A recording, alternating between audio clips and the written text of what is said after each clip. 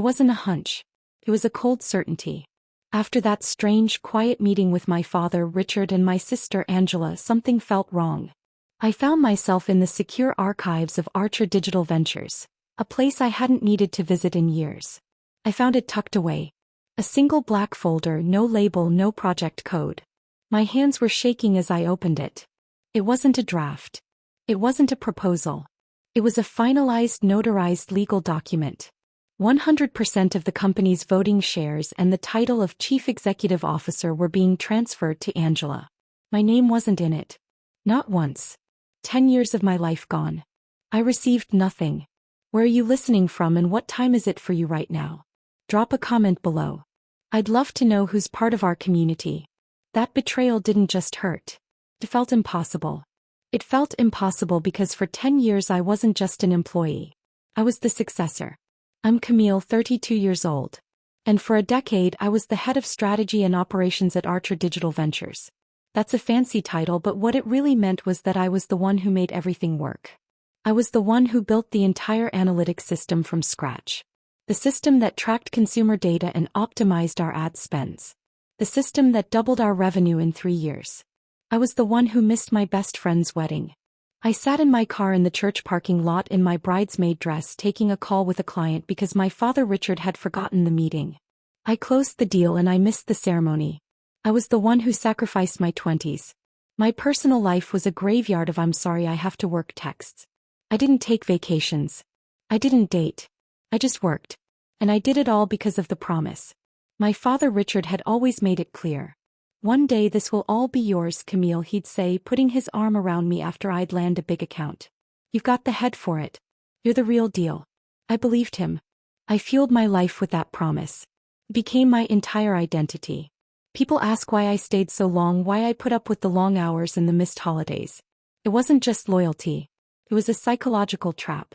When you're the survivor, the one who keeps the family business afloat, your sacrifice becomes your identity. You're not just an employee. You're the load-bearing wall holding the whole structure up. You wear the exhaustion like a badge of honor. You convince yourself that one day all that sacrifice will be recognized. That dedication becomes an invisible chain. You stop asking if you want to be there and only focus on the fact that you're needed. And the people who benefit from your sacrifice are more than happy to let you keep carrying the weight. I wasn't just working for a company. I was working for a man who looked me in the eye, called me his daughter, and promised me a future, all while he was drafting the paperwork to give it to someone else. Then my sister Angela came home. She hadn't been to a family dinner in years. She'd been finding herself in Bali, then building her personal brand in New York. She was 29, charismatic, beautiful, and had an Instagram following that my father Richard found fascinating. I, on the other hand, had spreadsheets. Richard was immediately blinded. Within a week of her return, he called a company-wide meeting.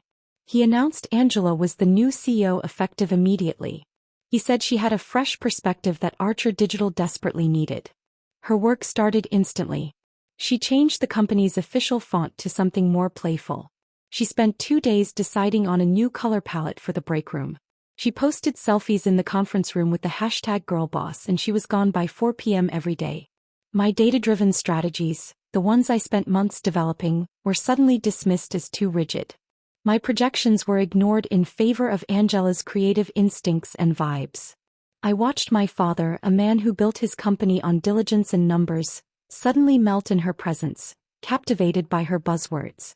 It's easy to ask why he was so blind, why he would hand his legacy to someone with no experience. But it wasn't just blindness. It was a willful choice. It was the trap of normalizing cruelty.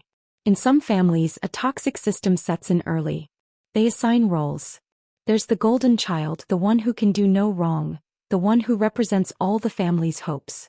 And then there's the scapegoat, or in my case, the workhorse. My entire life I was the one who was competent, so I was the one who got the work.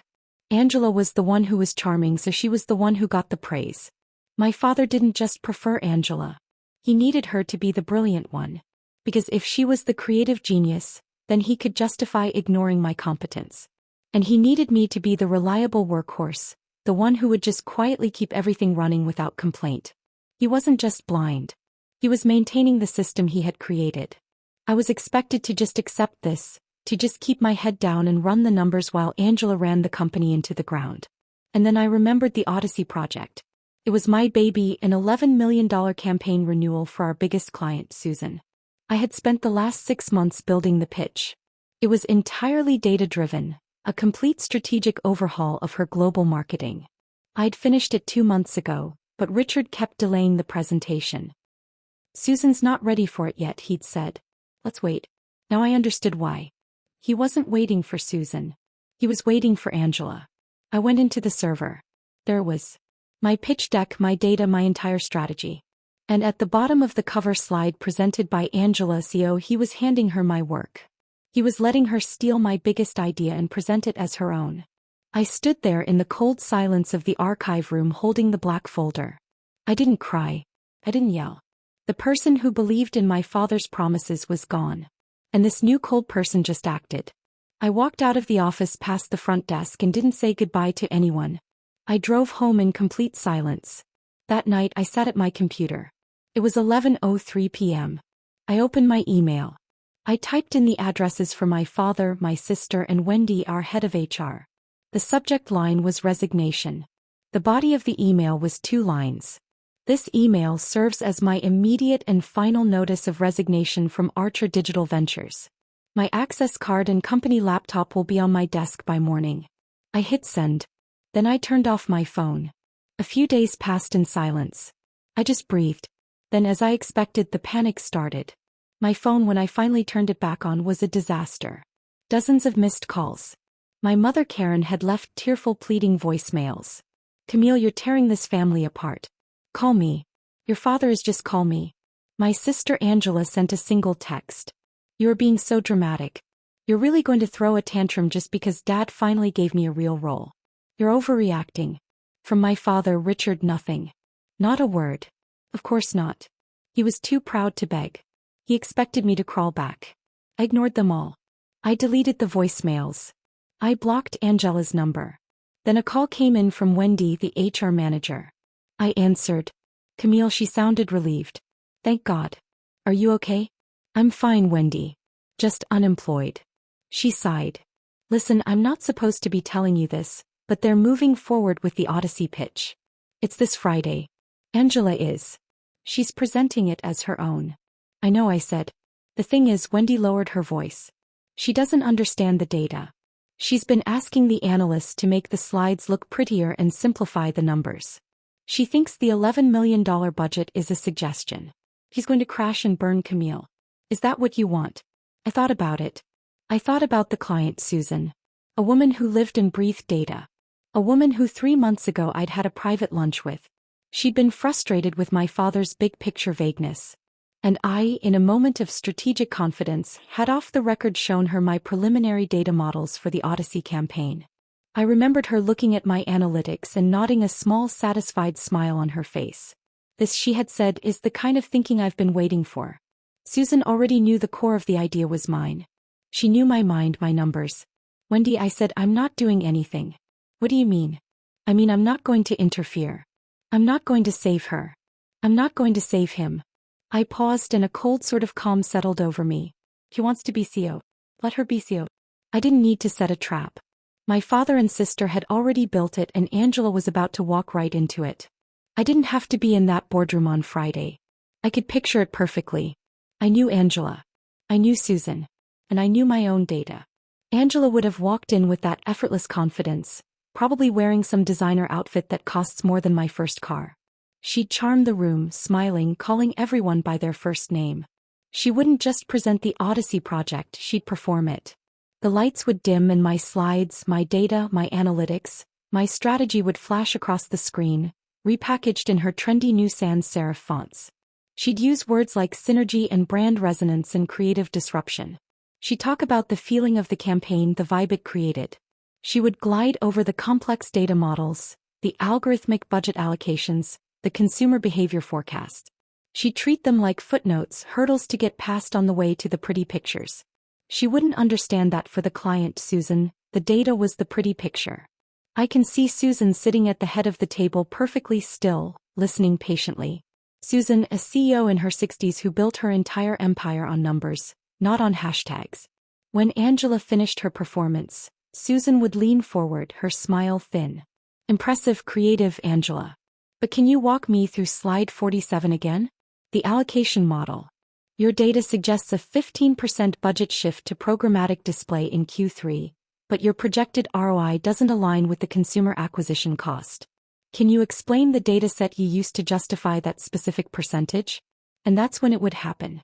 The silence, the blank, panicked look in Angela's eyes as she frantically tried to find the slide. She wouldn't have an answer. She didn't know what that data meant. She only knew it looked convincing. I can picture her fumbling, trying to pivot, maybe even laughing lightly. Well, Susan, the real value here isn't just the hard numbers. It's the emotional synergy we're creating. It's about the holistic brand feel. But Susan wouldn't be listening. She'd be looking right at Angela. Her expression unchanging, but her eyes sharp. Susan knew. She knew because I had secretly shown her my initial data models months ago in a quiet strategy session she'd requested off the books. She knew the mind that built that strategy. And she knew the person standing in front of her trying to pass it off as her own was a fraud. Angela's self-destruction wasn't a loud explosion. It wasn't a dramatic breakdown. It was the cold, terrifying silence of incompetence being exposed. It was the moment my father, who I'm sure was sitting in the back of the room beaming with pride, realized his new CEO couldn't answer a single basic question about the $11 million campaign she was supposedly leading. It was the moment the fresh perspective was revealed to be nothing but empty space. It was Friday afternoon. I was in my apartment folding sweaters into a cardboard box. I was packing. My personal phone rang. The one I never used for work. I looked at the screen. Susan, I answered. Camille. Susan here. I waited. That was she paused, searching for the word. A remarkable presentation. I stayed silent. Your sister's creative direction, Susan continued. Her voice flat and professional was not what we discussed. More importantly, she was incapable of explaining a single data point from her own deck. She couldn't even identify the basic acquisition cost model you and I discussed months ago. I looked at a stack of books I needed to pack. I felt nothing, just quiet. We are withdrawing the $11 million Odyssey contract effective immediately. Susan said, I am only telling you this as the project's originator because I want to be clear. We will not be partnering with Archer Digital unless you are the one leading the account. Goodbye, Camille. She hung up. I put the phone down and placed a book into the box. An hour later, my phone rang again. My father, I answered. Camille, what did you do? He wasn't asking. He was yelling. The panic in his voice was so thick I could barely understand him. Susan pulled the contract. The whole thing. $11 million. You have to come back. You have to fix this now. I paused, listening to his frantic breathing. I'm not the CEO, father, I said, my voice perfectly calm. Angela is the CEO. Let your CEO handle it. I hung up. My phone immediately lit up again. My mother, Karen. I let it ring. A text message came through. It was Angela. You set me up. You fed me to the wolves. This is your fault. You ruined everything. My thumb hovered over the message. Then I just blocked her number. I blocked my mother's. I blocked my father's. I went back to packing. A full week went by. Nothing, just silence. I heard through Wendy, the HR manager, that the office was in chaos. 2 of the senior data analysts had quit. Clients were calling, demanding answers about the Odyssey project fallout. The company was bleeding and the new CEO had no idea how to stop it. Then on the 8th day, an email appeared in my personal inbox. It was from my father. Just 3 words. What do you want? I didn't reply. I forwarded it to my attorney. My lawyer replied to him, a legal meeting tomorrow, 10 a.m. I walked into that conference room and for the first time in my life my father looked small. He was sitting next to his lawyer. His shoulders slumped. He looked defeated. Angela wasn't there. He knew she couldn't be. Camille, he started, his voice heavy. I cut him off. Here are the terms, I said, sliding a single sheet of paper across the table. 50% equity transferred to my name. The Chief Operating Officer title effective immediately. Full strategic control over all accounts including Odyssey. And Angela is demoted to a non-strategic creative role, reporting to my new head of strategy. She will not have any client contact or decision-making power. My father's lawyer read it and just sighed. Richard looked at the paper. Then at me. 50%. That's the price, I said. He knew he had no choice. The company he built was days from insolvency. He nodded slowly. Agreed. When I walked back into the Archer Digital office, I didn't feel a rush of victory. I didn't feel like I'd won a war. I just felt purpose. This wasn't about revenge. Revenge is about the past, about punishing what's already broken. This was about justice. And true justice is about the future. It's the justice of the sewer. It's not about burning the field down. It's about pulling the weeds so you can finally plant something real. My first act as CEO wasn't firing people. It was rebuilding. I spent the morning restructuring the data team and I called the 2 analysts who had quit. I offered them a raise and I told them about the new leadership. They were back by lunch. And that afternoon I sat down at my new desk, the one in the corner office, and I called Susan. Susan, it's Camille Morgan. I heard her smile through the phone. Camille, I was wondering if I'd hear from you. I'm sorry about the confusion last week. I said there's been a change in management. I'm the new CEO and I have 50% equity. Susan was quiet for a moment. Well, she said that changes things. Send me the new proposal. I'll review it tonight. I'll do one better, I said, pulling up my original files. I'm sending you the real Odyssey pitch right now. The one you were supposed to see. I hung up the phone. My father, my sister, they thought my value was something they could give me, like a title or a percentage. They thought they could just hand it to Angela. But my value was never theirs to give. It was my competence. It was the work I had done, the systems I had built, the data I understood. They didn't see my worth until I took it away. They say you can't choose your family. Maybe that's true. But you can choose what you're willing to accept from them. You can't let them define your worth. You have to define it for yourself. And then you have to demand they respect it.